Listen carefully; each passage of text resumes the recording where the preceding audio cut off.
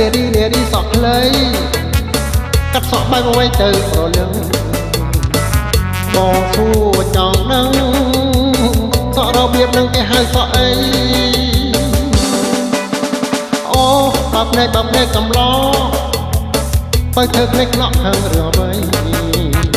និយាយយ៉ាងក៏ខាងណាភ្នែកបានខ្លែមិនព្រិចសង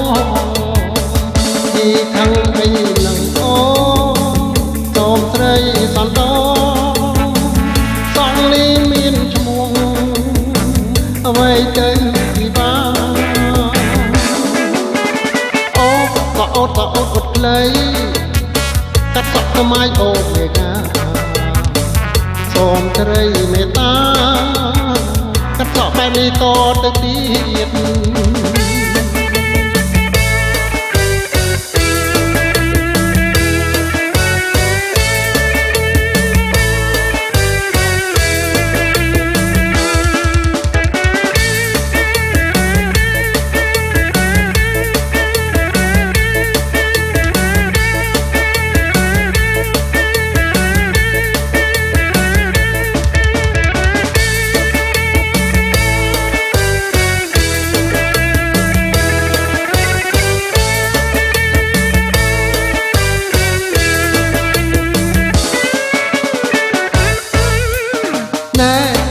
នារីសក់ខ្លី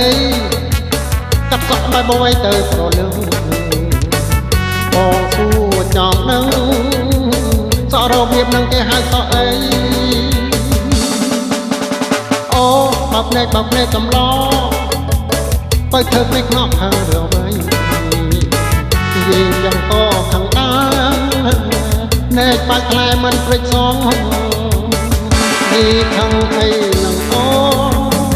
សូមស្រីសន្តោ